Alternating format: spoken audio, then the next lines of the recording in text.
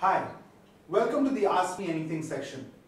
You know, me and my wife Selvi, we run hackathons. During the breaks or during the session, people ask some questions, some of which we think are interesting and other entrepreneurs would want to also think about similar things.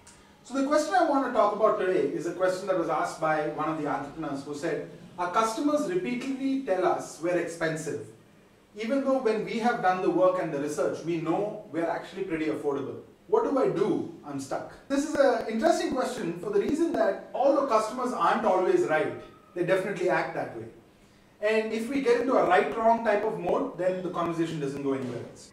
I think that a mistake that this entrepreneur may be making is that, when customers at the end of a conversation say that your price is too high, the mistake didn't happen there. The mistake happened much before that.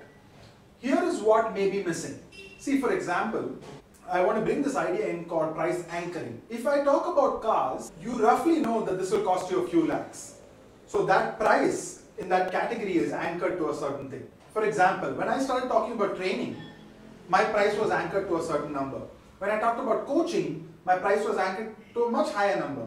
When I talked about executive coaching, it was even higher. When I talked about corporate innovation, it was even higher. So the category you talk about anchors the price to a certain amount. So if you are talking about bikes and then you bring in a cost of a lakh or more than that, you will get some resistance. So very often when customers tell you that you're expensive, they're actually comparing you to something in their head. It's your job to define what that is.